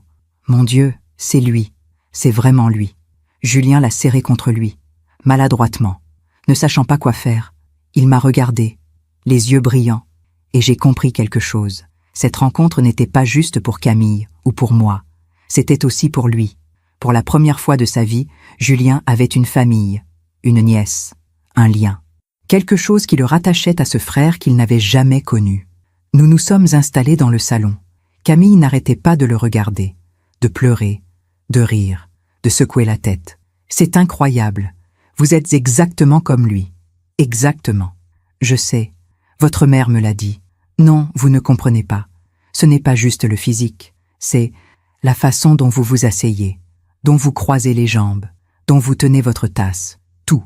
C'est comme si papa était revenu. Julien a souri tristement. Mais je ne suis pas lui. Je sais que c'est troublant. Pour moi aussi c'est difficile. Mais je ne veux pas que vous me confondiez avec lui. Je suis Julien, pas Rémi. Camille a hoché la tête. Je sais. Pardon. C'est juste difficile. Ils ont parlé pendant des heures. Julien lui a raconté sa vie, son enfance, son travail, son mariage raté, sa solitude. Camille lui a raconté Rémi, son père, ses souvenirs, les vacances en Bretagne, les dimanches à vélo, les devoirs faits ensemble, les fous rires, les disputes, tout. Et moi, je les écoutais. Ces 2 personnes qui ne se connaissaient pas 2 heures plus tôt, qui partageaient maintenant un lien invisible mais indéniable. Le sang, la génétique, l'histoire. À 20h, Camille a dû partir. Elle a embrassé Julien, longuement. « Je suis contente de vous avoir rencontré, oncle Julien. » Il a souri, les larmes aux yeux. « Moi aussi, Camille. Moi aussi. » Elle est partie. Julien et moi sommes restés seuls, dans cette maison qui avait été celle de Rémi. Et pour la première fois, Ça ne me semblait pas être une trahison. Je me demande encore si j'ai fait le bon choix en lui ouvrant la porte de ma maison. Et vous? Qu'auriez-vous fait à ma place? Les semaines qui ont suivi ont été différentes, plus légères, plus vraies. Comme si, en disant la vérité à Camille, j'avais enlevé un poids invisible qui m'étouffait depuis des mois. Julien venait souvent à la maison maintenant, 2, 3 fois par semaine, parfois plus. On cuisinait ensemble, on regardait des films, on lisait côte à côte, en silence, comme le faisaient les vieux couples qui n'ont plus besoin de parler pour se comprendre. Camille venait aussi. Elle s'était attachée à lui. Elle l'appelait tonton Julien. Elle lui racontait des choses qu'elle ne me racontait pas à moi. Comme si, avec lui, elle pouvait parler de son père sans avoir peur de me faire mal. Et moi, je les regardais. Et je me disais que peut-être, finalement, la vie savait ce qu'elle faisait. Rémi était parti. Mais il nous avait laissé quelque chose. Quelqu'un. Un prolongement de lui-même que nous n'aurions jamais découvert s'il n'était pas mort. C'était une pensée étrange, presque cruelle, mais réconfortante aussi, d'une certaine manière. Un soir, Julien et moi étions seuls dans le salon. Camille était partie. Il était tard, presque minuit. Il regardait les photos sur la cheminée.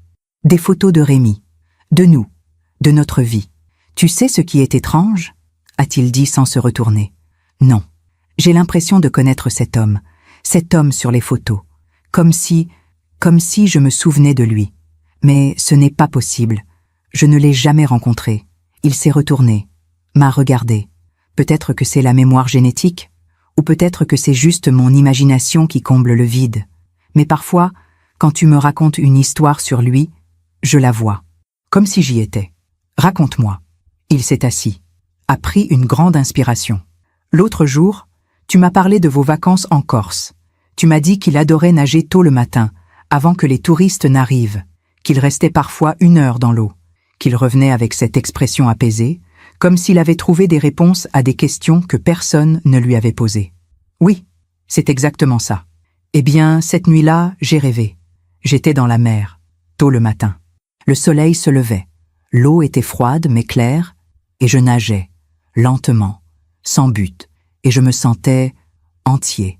Pour la première fois de ma vie, entier. Il a marqué une pause. Quand je me suis réveillé, j'ai pleuré, parce que j'ai compris quelque chose. Toute ma vie, j'ai cherché cet endroit, cet état, cette sensation d'être enfin à ma place. Et lui, il l'avait trouvé, dans l'eau, dans ces moments de solitude. Et maintenant, je sais que si j'avais été avec lui, peut-être qu'on l'aurait trouvé ensemble. Je me suis approchée de lui, me suis assise à côté. « Tu l'as trouvé maintenant ?»« Quoi ? Ta place, tu l'as trouvée. Ici, avec nous, avec Camille, avec moi. » Il m'a regardé, intensément. « Nadège, je dois te dire quelque chose. Mon cœur s'est accéléré. Quoi ? Ces derniers mois, ces moments avec toi, ils ont changé ma vie. Pour la première fois depuis des années, je me sens utile, important, comme si j'avais un rôle, une raison d'être. »« Julien, non, laisse-moi finir. Je sais que c'est compliqué, je sais que tu vois Rémi quand tu me regardes, et je sais que je ne serai jamais lui. Mais il a pris ma main. Mais je voudrais essayer d'être quelqu'un pour toi, pas un remplacement, pas un substitut, juste moi, Julien, quelqu'un qui t'admire, qui te respecte, qui aimerait partager sa vie avec toi, si tu veux bien. » Les larmes me sont montées aux yeux. Je ne sais pas si je peux, Julien. Pourquoi ? Parce que j'ai peur. Peur de te blesser, peur de me tromper moi-même, peur de confondre mon amour pour Rémi avec ce que je ressens pour toi. Et qu'est-ce que tu ressens pour moi ? J'ai respiré profondément. De la tendresse, de la gratitude, de l'affection.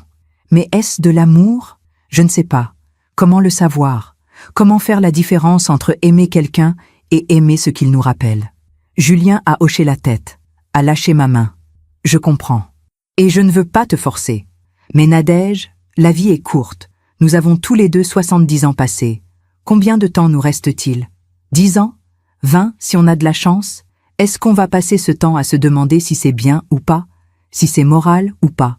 Si c'est une trahison ou pas ? Il s'est levé, a marché vers la fenêtre.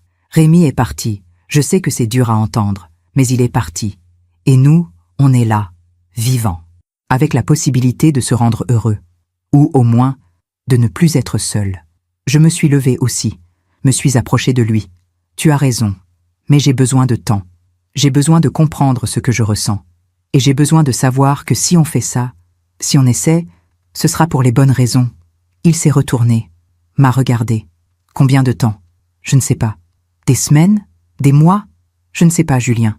Il a souri tristement. D'accord, je vais attendre. Aussi longtemps qu'il faudra. Les mois ont passé. L'été est arrivé, puis l'automne. Julien était patient. Il ne me pressait pas. Il venait, comme d'habitude. On parlait, on riait, on vivait. Mais quelque chose avait changé entre nous. Une tension, douce, presque imperceptible, mais présente. Il me regardait différemment. Et moi aussi. Je me surprenais à penser à lui quand il n'était pas là, à attendre ses appels, à sourire quand je voyais son nom s'afficher sur mon téléphone. Était-ce de l'amour? Ou juste le besoin de ne plus être seul? Je ne savais toujours pas. Un jour de novembre, 1 an après avoir enterré Rémi, je suis allée au cimetière, seule. J'avais besoin de lui parler, de lui demander permission, ou peut-être pardon. Je ne savais pas exactement. Je me suis assise devant sa tombe, j'ai posé des fleurs fraîches, des pivoines, toujours des pivoines, et j'ai parlé. Rémi, je ne sais pas si tu peux m'entendre, je ne sais même pas si je crois à ça. Mais j'ai besoin de te dire quelque chose. Le vent faisait bruisser les feuilles des arbres. Le ciel était gris. Il allait pleuvoir. J'ai rencontré quelqu'un. Enfin, tu le sais déjà. C'est ton frère, Julien, l'homme que tu n'as jamais eu la chance de connaître. Ma voix s'est brisée. Et je crois que je suis en train de tomber amoureuse de lui. Ou peut-être que je le suis déjà. Je ne sais pas. Tout est tellement confus. Les larmes coulaient librement maintenant. Je me sens coupable, Rémi. Tellement coupable. Comme si je te trahissais. Comme si je t'oubliais. Mais ce n'est pas ça. Je ne t'oublie pas.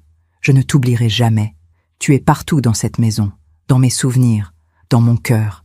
J'ai posé ma main sur la pierre froide. Mais je suis vivante. Et j'ai besoin de continuer à vivre. Tu me l'as dit. Tu me l'as fait promettre. Ne t'enferme pas dans le chagrin, Nadège. Vis. Pour moi. Pour toi. J'ai fermé les yeux. Alors, voilà. Je vais essayer. Avec lui. Avec Julien. Pas pour te remplacer. Personne ne pourra jamais te remplacer. Mais pour continuer. Pour ne pas mourir avec toi. Un corbeau s'est posé sur une branche au-dessus de moi. Il m'a regardé. Puis il s'est envolé. Si tu peux, si tu es quelque part, dis-moi que tu comprends. Envoie-moi un signe. N'importe quoi. Le silence. Puis, lentement, la pluie a commencé à tomber. Douce, fine, comme une bénédiction. J'ai levé le visage vers le ciel. J'ai senti les gouttes sur ma peau. Et j'ai souri. Quand je suis rentrée à la maison, Julien était là. Camille lui avait donné une clé. Au cas où maman aurait besoin de toi, avait-elle dit. Il était dans la cuisine, il préparait du thé. Nadège, tu es trempée? Où étais-tu? Au cimetière. Il a arrêté ce qu'il faisait, m'a regardé. Tu veux en parler? Non? Enfin, oui, mais pas maintenant. Il a hoché la tête, m'a tendu une serviette. Va te changer. Je termine le thé, je suis montée. J'ai enlevé mes vêtements mouillés. J'ai enfilé quelque chose de sec, de confortable. Quand je suis redescendue, il avait tout préparé. Thé, biscuits, il avait même allumé la cheminée. Je me suis assise à côté de lui, sur le canapé. Nos épaules se touchaient. Julien, ai-je dit doucement. Oui, je suis prête. Il m'a regardée, sans comprendre. Prête pour quoi?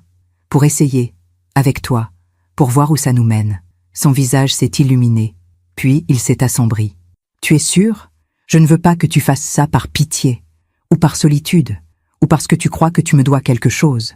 Ce n'est rien de tout ça. Alors quoi? J'ai pris sa main, les serré fort. C'est parce que tu me rends heureuse, parce que quand tu es là, je me sens vivante, parce que tu n'es pas Rémi, mais tu es toi. Et toi, ça me suffit. Il a fermé les yeux. Une larme a coulé sur sa joue. Je ne te décevrai pas, Nadège. Je te le promets. Je sais. Il s'est penché vers moi, lentement, laissant le temps de reculer si je le voulais. Mais je ne l'ai pas fait. Nos lèvres se sont touchées, doucement, prudemment. Un baiser, le premier depuis la mort de Rémi. Et c'était différent, parce que ce n'était pas Rémi. C'était Julien, un homme nouveau, avec son propre cœur, son propre amour, sa propre manière d'être. Quand on s'est séparés, on a souri, tous les deux. « Ça va ?» a-t-il demandé. « Oui, Ça va? Tu ne regrettes pas? Non. Et c'était vrai. Je ne regrettais pas. Les semaines qui ont suivi ont été étranges et magnifiques à la fois. On apprenait à se connaître, différemment, plus intimement. On dormait dans la même maison, pas toujours dans la même chambre, pas encore. C'était trop tôt, trop compliqué. Mais on se réveillait ensemble. On prenait le petit déjeuner ensemble. On vivait ensemble. Camille était heureuse. Elle me l'a dit un dimanche. « Maman, tu rayonnes. Je ne t'ai pas vue comme ça depuis des années. Tu n'es pas choquée? Que je sois avec lui? Pourquoi je le serais? Parce que c'est le frère de ton père. Parce que ça peut sembler bizarre ou déplacé. » Elle a secoué la tête. « Maman, papa est mort. Et s'il te voyait maintenant, tu sais ce qu'il dirait? Non, il dirait « Bien joué, Nadège. Tu as trouvé un moyen de me garder dans ta vie tout en continuant à vivre. Je suis fière de toi. » J'ai éclaté en sanglots, des sanglots de soulagement, parce que j'avais besoin d'entendre ça. J'avais besoin qu'elle me dise que ce n'était pas mal, que ce n'était pas une trahison, que c'était juste la vie, qui continue, qui trouve des chemins inattendus, qui guérit à sa manière. Un soir, Julien et moi étions au lit, chacun de notre côté. Lui lisait, moi aussi, exactement comme Rémi et moi le faisions. Mais ce n'était pas Rémi, et ça n'avait plus d'importance. « Nadège » a-t-il dit sans lever les yeux de son livre. « Oui, je t'aime. » Mon cœur s'est arrêté. C'était la première fois qu'il le disait.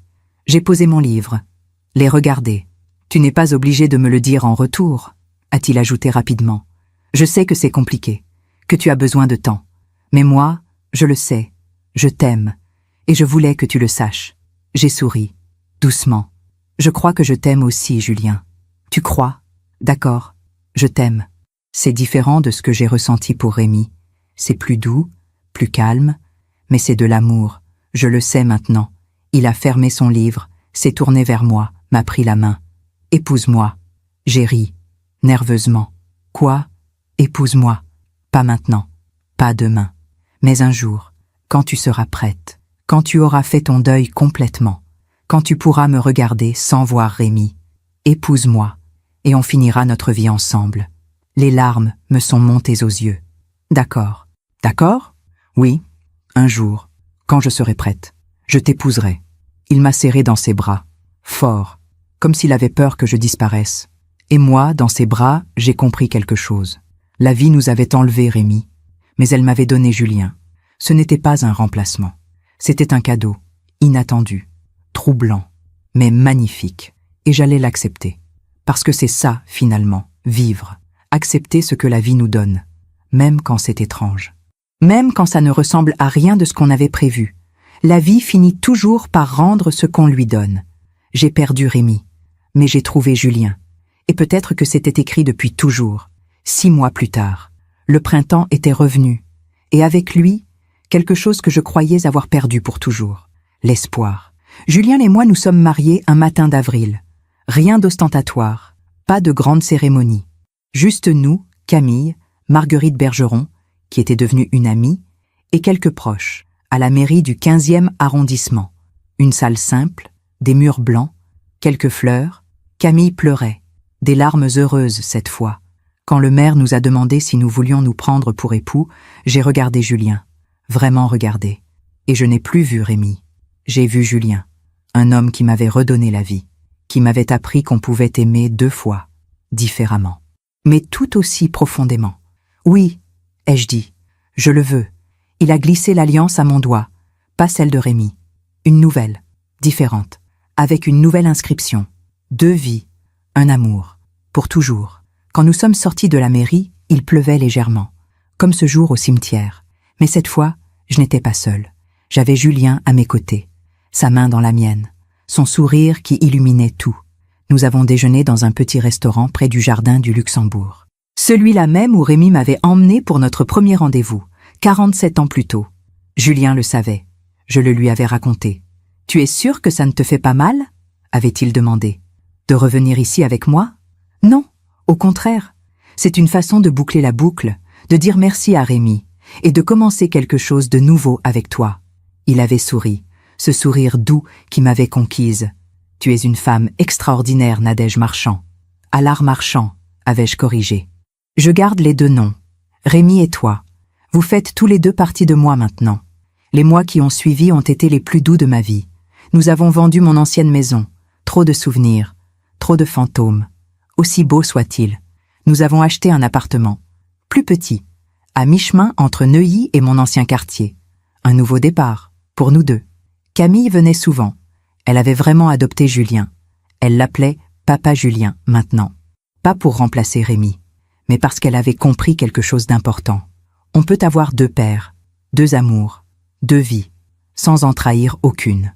Un dimanche après-midi, nous étions tous les trois au parc. Camille avait amené son fils, Théo, 4 ans, mon petit-fils qui n'avait jamais connu son grand-père. Julien jouait avec lui. Il le poussait sur la balançoire. Théo riait aux éclats.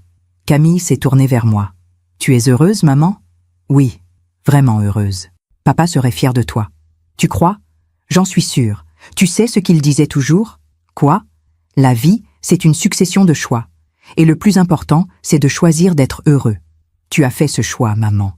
Tu as choisi d'être heureuse, malgré tout. Et c'est courageux. Je l'ai serré dans mes bras. Merci, ma chérie. Merci de comprendre. Il n'y a rien à comprendre.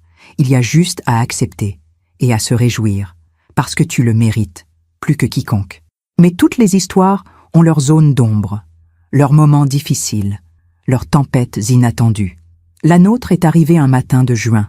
Julien était fatigué depuis quelques semaines. Il disait que c'était l'âge, que c'était normal à 69 ans, qu'il fallait juste qu'il se repose davantage. Mais moi, je voyais qu'il maigrissait, qu'il avait le teint gris, qu'il dormait mal. « Julien, tu devrais voir un médecin. Ce n'est rien, Nadège, juste un peu de fatigue. S'il te plaît, pour moi, fais des examens. » Il a fini par accepter, plus pour me rassurer que par conviction. Il est allé voir son médecin, qui lui a prescrit des analyses, une échographie, un scanner. 2 semaines plus tard, nous étions assis dans le cabinet du docteur Lemoine, un homme d'une 50aine d'années.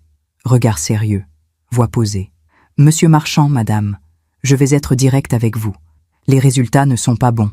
Mon cœur s'est arrêté. »« Que voulez-vous dire ?» ai-je murmuré. « Nous avons détecté une masse au niveau du pancréas. D'après les examens, il s'agit d'un cancer. Stade avancé. » Le silence, un silence assourdissant. Julien ne bougeait pas. Il regardait le médecin, sans expression, comme s'il ne comprenait pas les mots. « C'est grave ?» a-t-il fini par demander. Le docteur Lemoine a baissé les yeux. « Oui, c'est grave. Le cancer du pancréas est l'un des plus agressifs. À ce stade, les options thérapeutiques sont limitées. »« Combien de temps ?» ai-je demandé, la voix tremblante. « Difficile à dire avec certitude. Quelques mois. Peut-être 1 an avec la chimiothérapie. Mais je dois être honnête avec vous. La chimiothérapie ne guérira pas le cancer. Elle peut seulement ralentir sa progression et améliorer la qualité de vie. » Julien a hoché la tête, lentement. « Je comprends.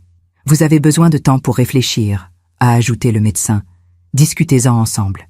Puis revenez me voir. On décidera du traitement. » Nous sommes sortis du cabinet en silence. Dans la voiture, personne ne parlait. Quand nous sommes arrivés à la maison, Julien s'est assis sur le canapé, a posé sa tête dans ses mains. « Ce n'est pas juste, » a-t-il murmuré.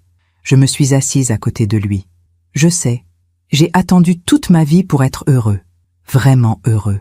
Et maintenant que je l'ai trouvé, maintenant que je t'ai trouvé, on m'annonce que c'est fini. » Les larmes coulaient sur ses joues. « On a eu 6 mois, Nadège, 6 petits mois de bonheur. Et maintenant, je vais te laisser. Comme Rémi, je vais mourir, et tu vas te retrouver seul. Encore. » Je l'ai pris dans mes bras, fort. « Ne dis pas ça. On ne sait pas. Les médecins se trompent parfois. Et même s'il ne nous reste que quelques mois, on les vivra pleinement. Ensemble. On ne va pas gâcher ce temps à pleurer sur ce qu'on va perdre. On va profiter de ce qu'on a. » Il m'a regardé, les yeux rouges. « Comment tu fais ? Comment tu arrives à être si forte ? » « Je ne suis pas forte, je suis terrifiée. Mais j'ai déjà perdu Rémi, je sais ce que c'est, et je sais qu'on ne peut pas empêcher la mort. Mais on peut choisir comment on vit. Jusqu'au bout. » Il a souri tristement. « Tu es incroyable, tu sais ça ? » « Non, je suis juste une femme qui a compris que la vie est trop courte pour avoir peur. » Julien a commencé la chimiothérapie en juillet. Les séances étaient difficiles. Il était fatigué, nauséeux. Il perdait ses cheveux, son appétit. Mais il ne se plaignait jamais. Il disait qu'il avait de la chance. d'avoir vécu, d'avoir trouvé son frère, même trop tard, d'avoir trouvé l'amour, même tard dans sa vie. La plupart des gens passent leur vie entière sans jamais connaître ça, disait-il. Moi, je l'ai eu, même brièvement. Je suis un homme chanceux. Camille venait le voir souvent. Elle lui apportait des livres, des films, des petites attentions qui lui réchauffèrent le cœur. Un jour, elle lui a dit quelque chose qui l'a bouleversé. « Tonton Julien, merci. Merci pourquoi?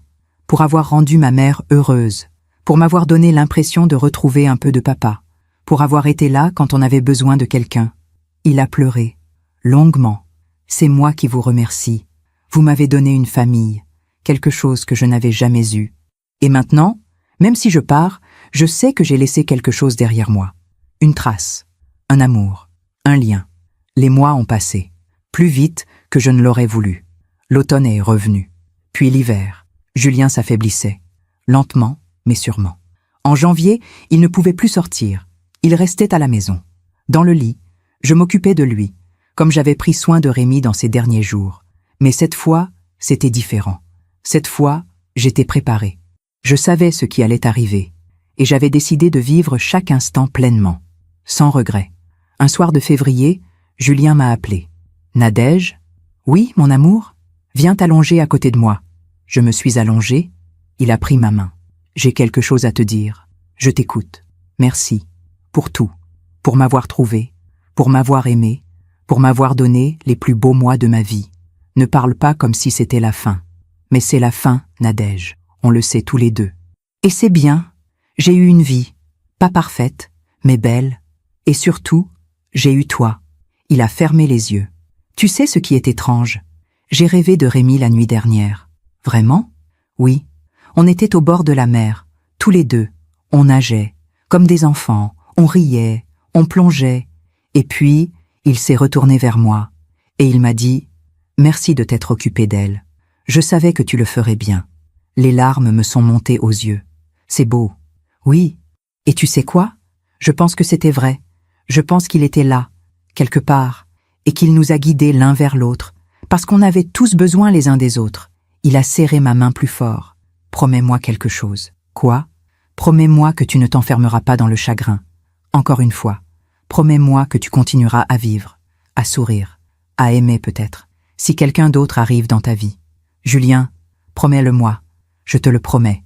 Il a souri, paisiblement. Alors je peux partir tranquille. Julien est mort 3 jours plus tard, paisiblement, dans son sommeil, sans douleur. J'étais à côté de lui. Je tenais sa main, comme j'avais tenu celle de Rémi. Mais cette fois, je n'ai pas pleuré tout de suite. J'ai juste souri, parce que je savais qu'il était enfin avec son frère, quelque part, dans un endroit où ils pouvaient enfin se rencontrer, se parler, partager tout ce qu'ils avaient raté. Et moi, j'allais continuer à vivre, comme je leur avais promis, à tous les deux. Parce que c'est ça, l'amour. Ce n'est pas posséder quelqu'un, c'est le laisser partir quand il le faut, et continuer à l'aimer, même quand il n'est plus là. Parfois, on fait confiance à ceux qui ne la méritent pas. Mais parfois, la vie nous envoie exactement la personne dont on a besoin, même si ce n'est que pour un temps. Elle m'a envoyé Julien. Et maintenant, elle m'a repris les 2 hommes que j'aimais. Mais elle ne m'a pas enlevé leur amour. Celui-là, il reste, pour toujours. Aujourd'hui, j'ai 73 ans. 2 ans se sont écoulés depuis la mort de Julien. 4 ans depuis celle de Rémi. Et me voici, assise dans mon appartement, à regarder par la fenêtre les cerisiers en fleurs qui annoncent le printemps. Je suis seule, mais je ne suis pas vide. Il y a une différence, vous savez, entre la solitude et le vide. La solitude, c'est un état. Le vide, c'est un choix. Et moi, j'ai choisi de ne pas être vide. Camille vient me voir tous les dimanches. Elle amène Théo, qui a maintenant 6 ans et demi. Il court partout dans l'appartement. Il rit. Il pose 1000 questions. Il me rappelle que la vie continue, que l'innocence existe encore. Parfois, il me demande « Mamie, pourquoi tu as 2 photos sur la cheminée? C'est le même monsieur ?» Et je lui réponds « Non, mon cœur, ce sont 2 messieurs différents, mais ils se ressemblent beaucoup, parce qu'ils étaient frères. Et parce que mamie les aimait tous les 2. Tu peux aimer 2 personnes en même temps? Oui, on peut aimer plusieurs personnes, différemment, mais tout aussi fort. » Il hoche la tête, satisfait. et il repart jouer. Les enfants ont cette sagesse simple que nous, adultes, avons oubliée. Ils acceptent, sans juger, sans compliquer. J'ai gardé les 2 alliances, celle de Rémi, celle de Julien. Je ne les porte plus. Elles sont dans une petite boîte en velours bleu, sur ma table de nuit. Mais parfois, le soir, je les sors. Je les regarde briller à la lumière de la lampe. Haine en air, pour toujours. 2 vies, un amour, pour toujours. 2 hommes, 2 histoires. Mais un seul amour, finalement. Parce que aimer Julien, ce n'était pas trahir Rémi. C'était prolonger l'amour que j'avais appris avec lui. C'était continuer à croire que, malgré la douleur, malgré les pertes, l'amour valait encore la peine. Il y a quelques semaines, je suis retournée au supermarché, celui où tout a commencé. Je n'y étais pas allée depuis des années. Trop de souvenirs, trop d'émotions. Mais ce jour-là, j'ai senti qu'il était temps. Temps de boucler la boucle. Temps de dire au revoir. Je suis allée au rayon des fruits, là où je l'ai vu pour la première fois. Là où j'ai cru que mon cœur allait exploser de joie et de confusion. Il n'y avait personne, juste moi, et les poires bien alignées sur leur étagère. J'en ai pris une, les soupesées, exactement comme Rémi me l'avait appris, exactement comme Julien le faisait. Il faut qu'elles aient du poids, Nadège. Sinon, elles sont sèches à l'intérieur. J'ai souri, les larmes aux yeux. Vous avez raison, ai-je murmuré. Tous les 2. Une dame est passée à côté de moi, m'a regardé bizarrement. Parler toute seule, à mon âge, ça doit sembler étrange. Mais je m'en fichais, parce que je n'étais pas seule. Pas vraiment. Rémi et Julien étaient là, dans mon cœur, dans mes souvenirs, dans chaque geste que je fais, dans chaque décision que je prends. Ils font partie de moi, pour toujours. Il y a des jours où la douleur revient, forte, brutale, sans prévenir. Des jours où je me réveille et où j'oublie, pendant 1 seconde, qu'ils ne sont plus là. Et puis la réalité me frappe. Et je dois recommencer, accepter. Encore une fois. Mais il y a aussi des jours où je souris, où je ris, où je profite du soleil sur mon visage, où je savoure un café, où je lis un livre, où je regarde Théo courir dans le parc. Ces jours-là, je me dis qu'il serait fier de moi, qu'il me regarde, quelque part, et qu'il sourit. Elle a tenu sa promesse. Elle continue à vivre. Marguerite Bergeron est devenue une amie proche. Elle passe me voir 1 fois par mois. On boit du thé. On parle. De tout. De rien. Un jour, elle m'a dit quelque chose que je n'oublierai jamais. Nadège, vous savez ce qui est extraordinaire dans votre histoire? Non. Dites-moi. C'est que vous avez transformé un drame en cadeau. La plupart des gens, quand ils découvrent un secret comme celui-là, des jumeaux séparés, une adoption cachée, ils en font un fardeau, un regret, un si seulement. Mais vous, vous en avez fait une opportunité, une chance, un nouveau départ. Je n'avais pas le choix. Si, vous aviez le choix. Vous auriez pu vous enfermer dans votre chagrin, refuser de voir Julien, le rejeter. Mais vous ne l'avez pas fait. Vous avez accepté. Et ça, c'est du courage. J'ai souri. Ce n'était pas du courage. C'était de l'amour. C'est la même chose, non? Peut-être qu'elle avait raison. Peut-être que l'amour et le courage sont les 2 faces d'une même pièce. Aimer, c'est accepter de souffrir, de perdre, de continuer malgré tout. Et c'est ce que j'ai fait. Aujourd'hui, quand je regarde en arrière, je ne regrette rien. Ni d'avoir aimé Rémi pendant 46 ans, ni de l'avoir perdu, ni d'avoir retrouvé son double dans un supermarché, ni d'avoir eu le courage de l'approcher, de lui parler, de tomber amoureuse de lui, ni de l'avoir perdu à nouveau, parce que chaque moment, chaque douleur, chaque joie m'a construite, m'a appris quelque chose sur moi-même, sur l'amour, sur la vie. Et aujourd'hui, je sais que rien n'est jamais vraiment perdu, que les gens qu'on aime restent avec nous, dans nos gestes, dans nos mots, dans nos souvenirs, que la vie peut être cruelle, mais qu'elle peut aussi être d'une générosité incroyable, que parfois, quand on perd quelque chose, on trouve autre chose, différent, mais tout aussi précieux. Il y a quelques jours, j'ai reçu une lettre. De qui? Je ne sais pas. Il n'y avait pas de nom d'expéditeur, juste mon adresse, et à l'intérieur, une feuille blanche avec quelques mots écrits à la main. Chère Nadège, je ne sais pas si vous vous souvenez de moi. Je suis la femme que vous avez aidée à ramasser ses clés il y a longtemps, avenue du Roule. Vous m'aviez parlé. Vous sembliez chercher quelque chose, ou quelqu'un. J'ai appris, par les voisins, votre histoire. celle de Monsieur Marchand, de son frère, de vous. Je voulais juste vous dire quelque chose que personne ne vous a peut-être jamais dit. Votre histoire m'a redonné espoir. Moi aussi, j'ai perdu quelqu'un, mon mari, il y a 5 ans. Et depuis, je survis. Je ne vis pas, je survis. Mais en apprenant votre histoire, j'ai compris quelque chose, que la vie continue, que l'amour peut revenir, sous des formes inattendues, et que ce n'est pas une trahison, c'est juste la vie. Alors merci.